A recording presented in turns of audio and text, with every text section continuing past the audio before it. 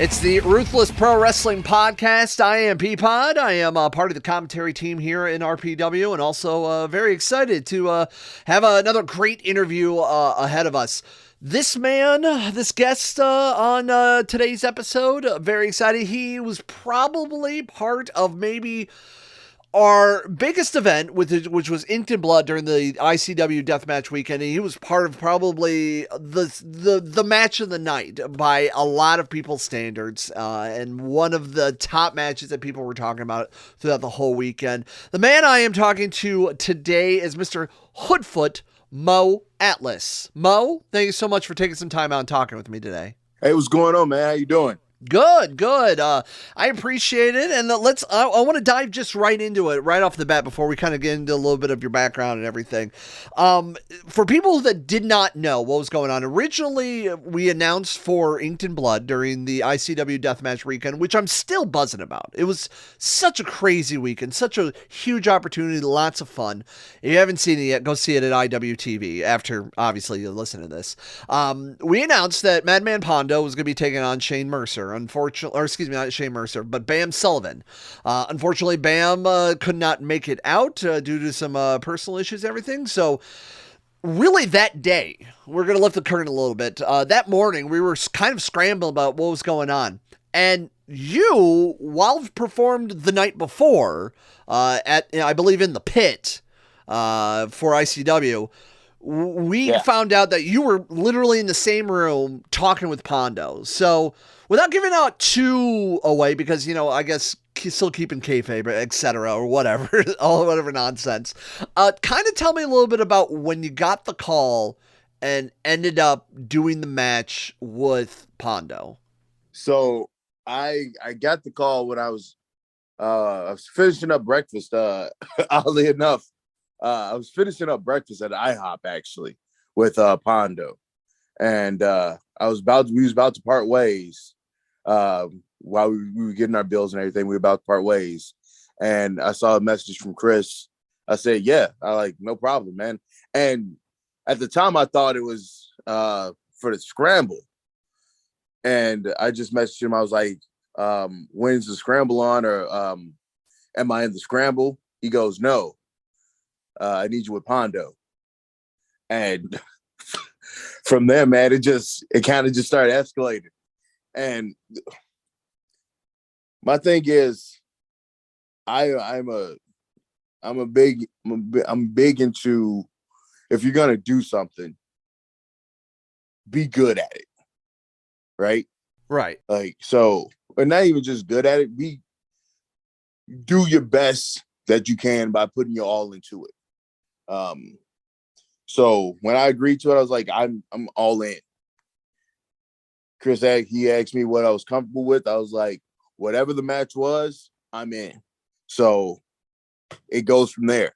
And that was the dog collar 4 corners of fuckery match. So literally everything we threw at you guys and then some. And I think the one spot in the match that everybody was talking about, everybody was trying to get photos and everything, is literally Pondo stabbing your forehead with whatever shiv thing or whatever he had in his boot during that match, and the blood literally squirting out of your head. There's photos that some of the photographers there caught, and you could see the little stream jumping out. It was absolutely insane. Even calling that live, watching this was just this is magic. This is absolute magic. Yeah. My girl didn't think so.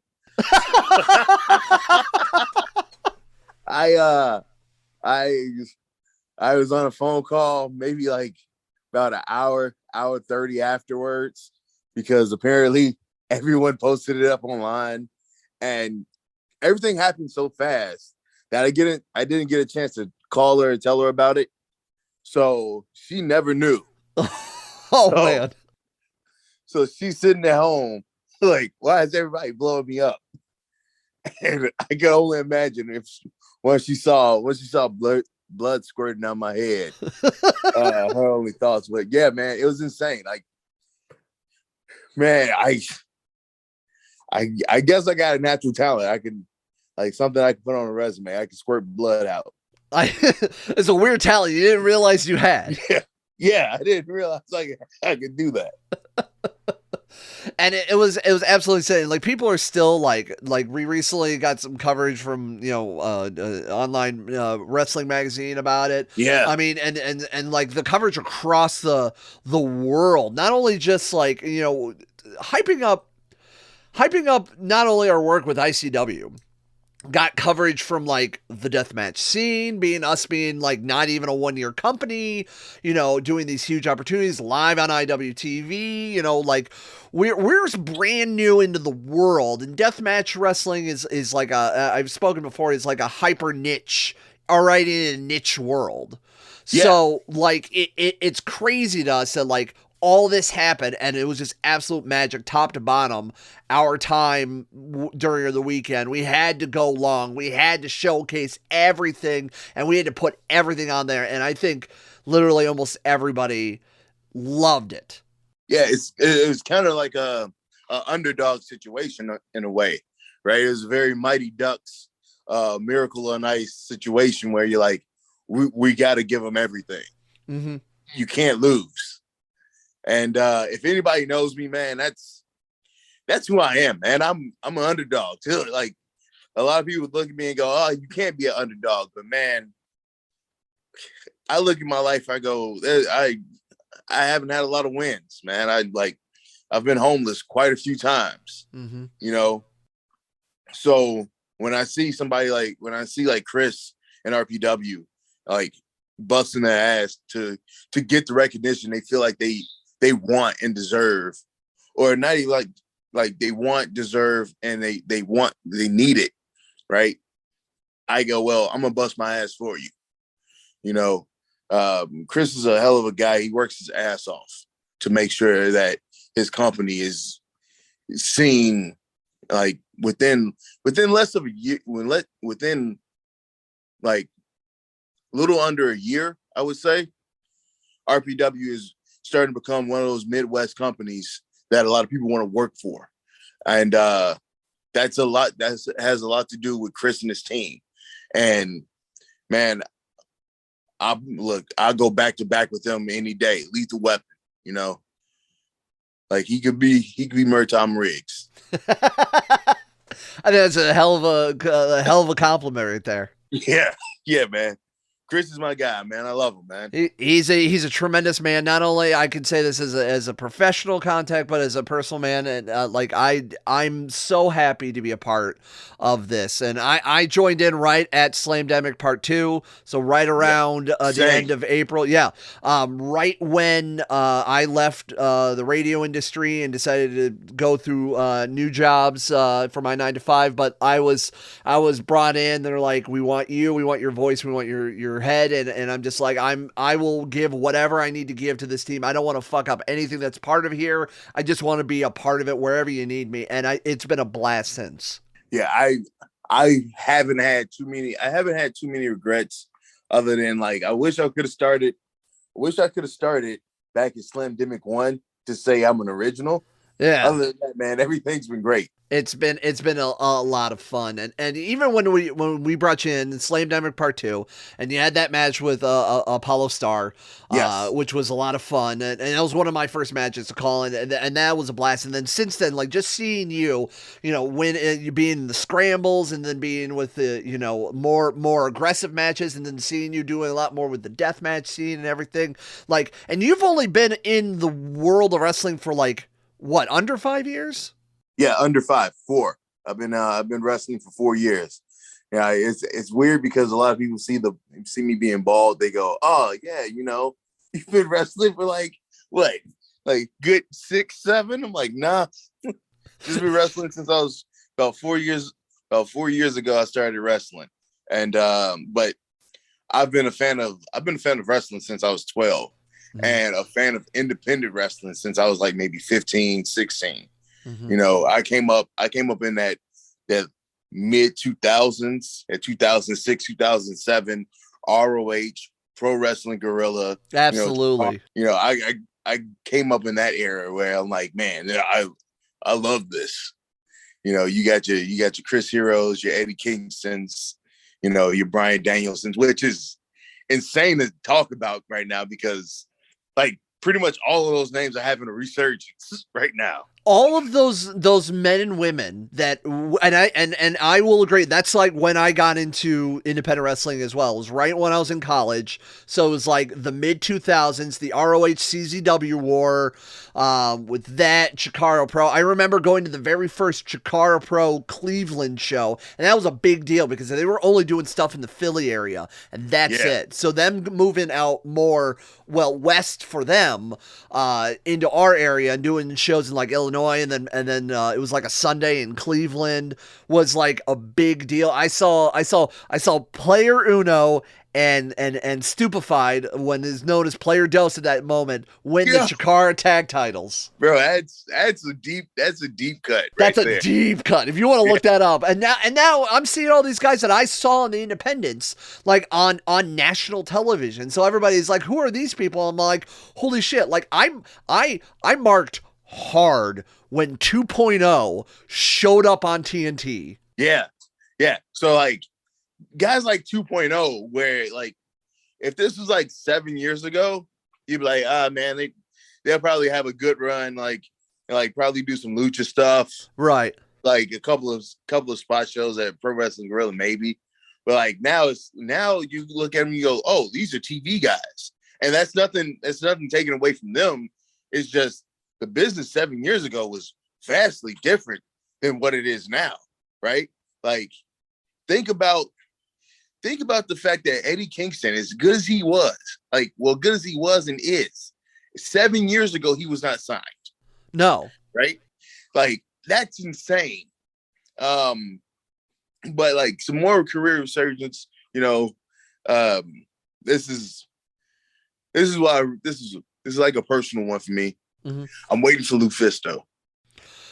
Yo, with everything with the women's revolution across the independent scene, and like her and like Mercedes Martinez, like those two, and I believe, and the biggest thing is like I loved Sarah Del Rey, and seeing her like just as a coach on WWE television. Like I understand maybe like she just wanted to be in the background, but that hurts my heart a little bit. For selfish reasons, yes. Yeah. Yo, I just one time, just need to see it one last time. Just give me one good run, or give me, and I think they just announced, I think Allison Danger just signed I think she was just signed as a coach at the Performance Center now. That's insane. Listen, I need that match just one more time in my life. One of the biggest things that I also like, it hurts my heart again because I remember he was such a character, is Larry Sweeney, because I know that if Larry Sweeney was still with us today, that man would be money. You printed money. 100%. Crisp C-note money. Absolutely. That man would be a Quentin Tarantino glowing briefcase. That man, whether he was a manager or a mouthpiece or a wrestler, or like literally that man would have printed money. And it's a shame that like the mental issues that he dealt with, and he was no longer with us. But like now also with everything going on now with the wrestling world and the emotional turmoil that does happen with wrestling, you hear all these terrible stories, and the, Guerrero losing his life because of heart attack and drugs, the Benoit tragedy, all of those things, literally everything from Dark Side of the Ring, the last 3 seasons. That mentally now, emotionally, there's better help now for people. So not only is there an independent and wrestling in general resurgence, but now there's better places for wrestlers to deal with everything. To deal with it, and like there's also this is also a shift in the overall zeitgeist of the culture. Whatever, blase, big $5 words. Right. It's basically a shift in how we think about mental health and how we think about masculinity in America.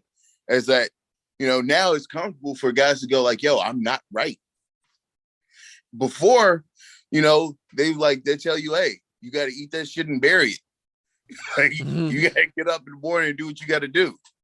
Like now you can look at somebody and go, hey, I'm not well.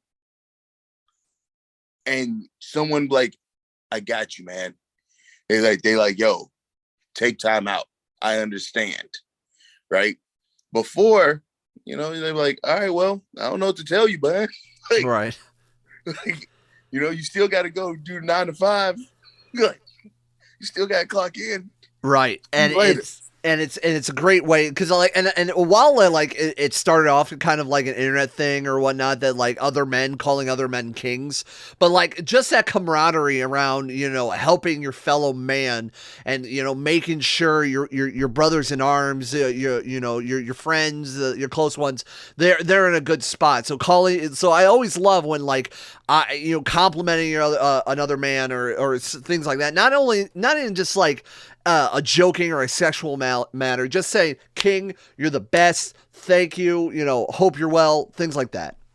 Yeah, it's now becoming more acceptable for us to look at each other and go, hey man, you're doing your shit. Keep doing it. Yeah. And you can go, thanks, man. Appreciate it.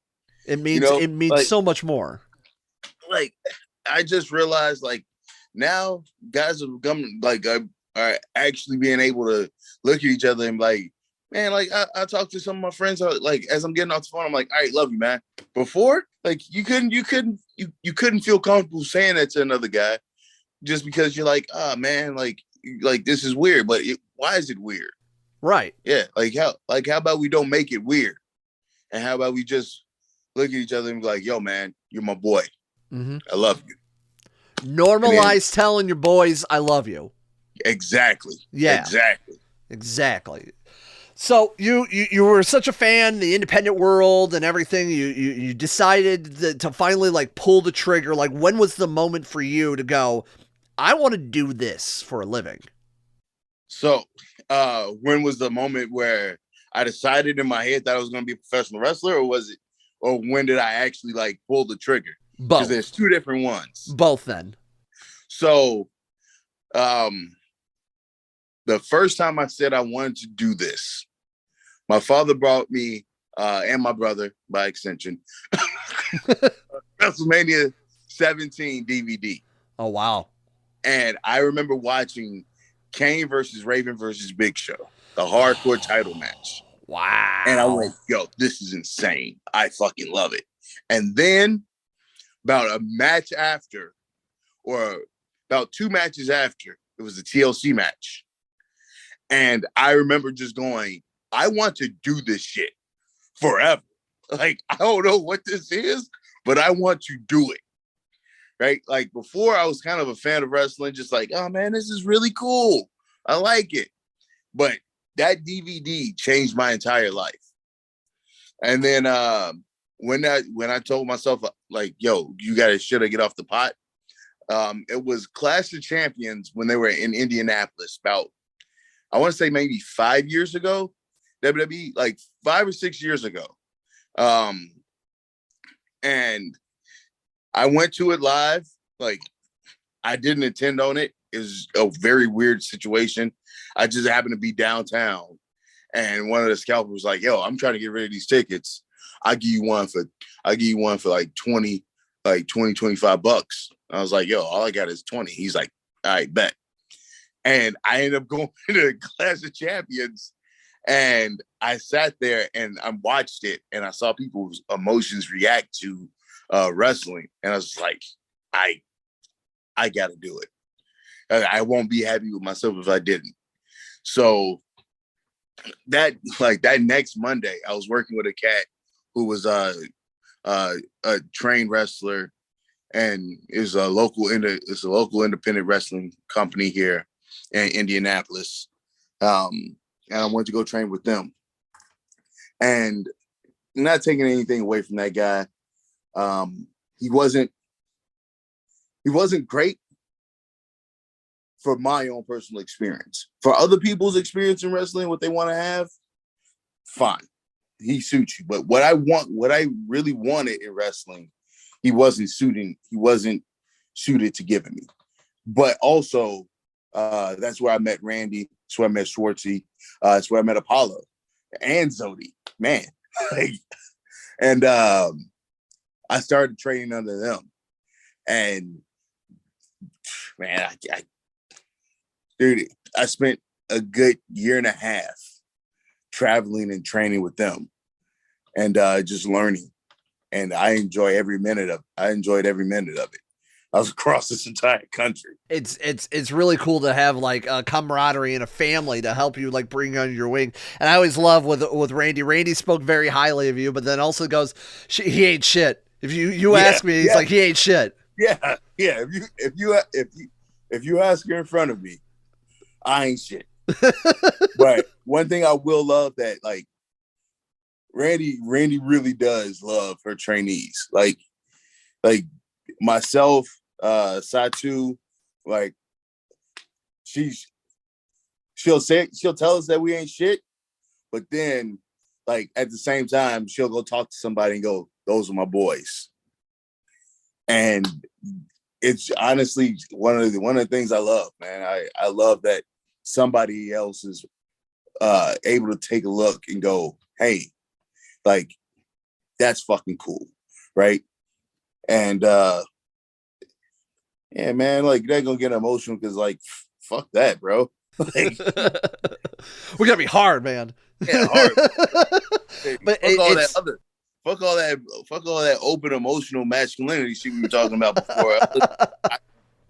Man, fuck that.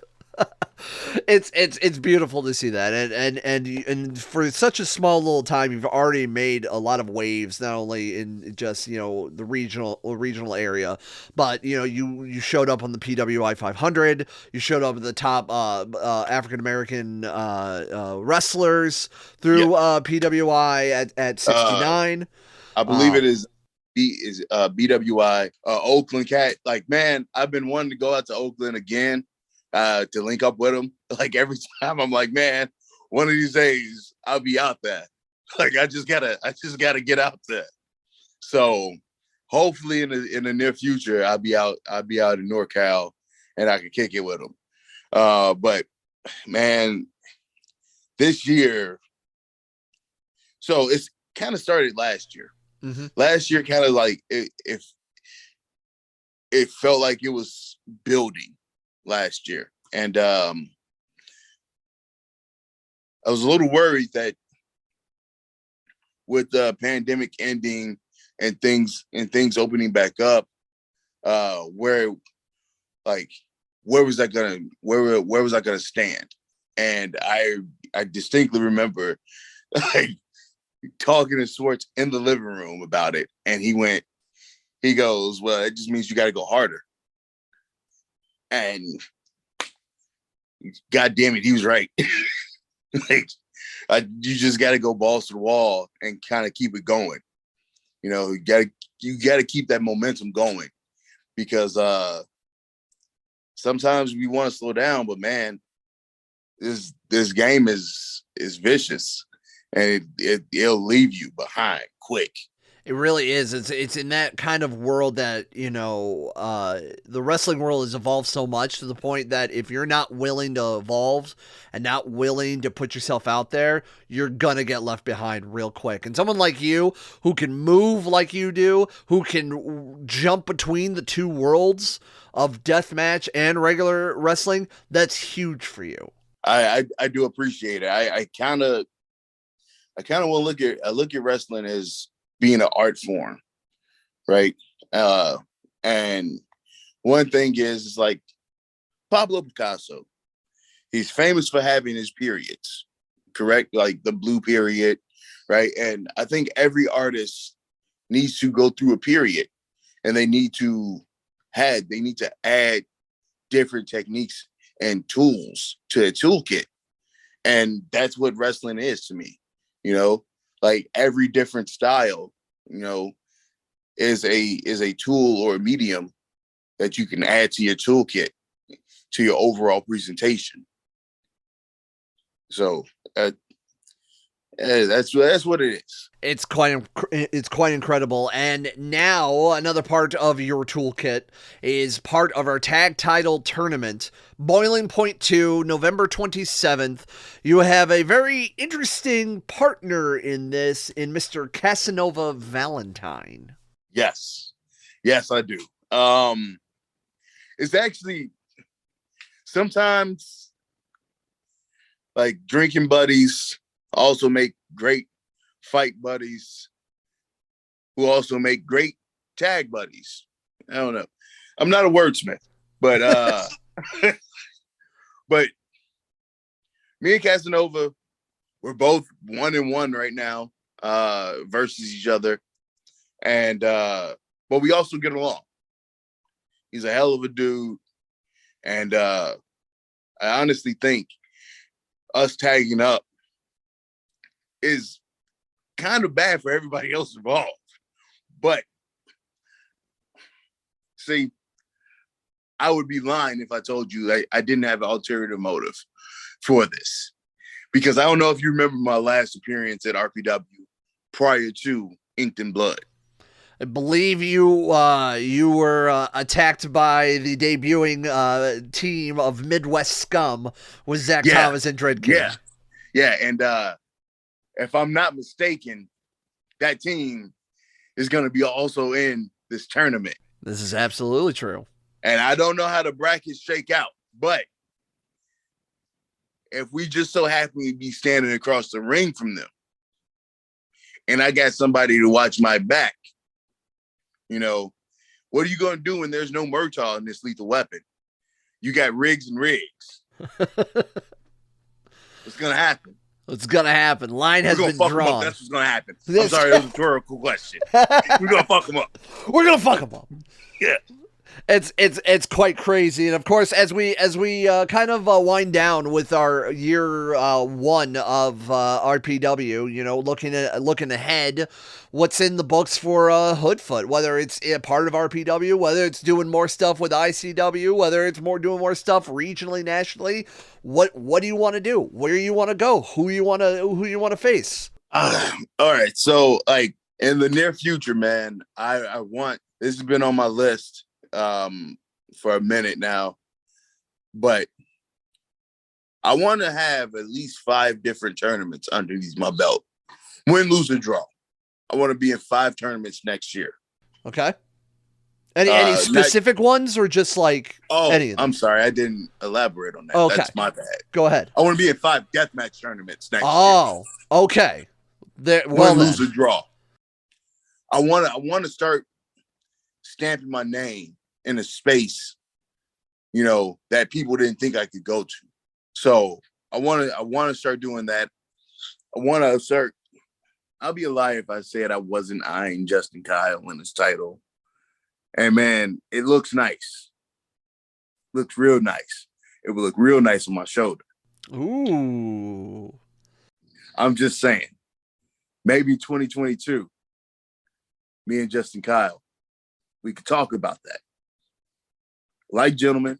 I think that's a conversation I'd like to hear. Yeah. As far as outside of RPW, I love working with ICW. I want to be working with them more often. As well as obviously everybody's goal right now in independent wrestling should be working at like GCW, ICW, prominent independent wrestling companies. That should be the goal. But also, one of the things I want to do is travel and, you know, kind of see the world and see what everything has to offer. I want to go and do a tour abroad. You know, we talked about adding mediums to your toolkit, or like adding tools to your toolkit, right? As an artist. And part of that is also going broad and looking at what other places like what other tools are they painting with over there, you know? Like I want to go to the UK. I want to go, obviously Japan is my goal. That's non-negotiable. That's what I want to do. But also I want to go to areas that are less talked about. Like Thailand had a pretty decent independent professional wrestling scene coming up prior to the pandemic, and I was keeping my eyes on that. You know, I want to go to areas that people don't necessarily equate with independent wrestling or professional wrestling for that matter. And I want to give this art form some real legs. Either that or I become Anthony Bourdain. Just go around and around and just be pissed and then eat a bunch of food. Yeah, eat a bunch of food, but like instead it's like me as a wrestler. So it's like I just go around, be pissed, and like beat the shit out of people. Hell yeah. Hoodfoot Worldwide Tour. And then monologue over it. I'm into it. I'm into it. If we want to get in touch with Hoodfoot Mo Atlas, how do we follow you on social media? All right. So all of my social medias, except for Facebook, is pretty much the same. It's Hoodfoot418. That's Twitter, Instagram, as well as oh no, I deleted that. Never mind. Like I got rid of Snapchat because I'm in a relationship now. Because right? you're not a teenage girl. Exactly. Right. But my Facebook, it is Maurice Atlas, and then my like page is Hoodfoot Mo Atlas. So go check out him everywhere. Anything else you want to add, Mo? Man. So by the time this airs, man, like hopefully I've made it. I've made my way across the world. If not, I'm still living. That's a good goal.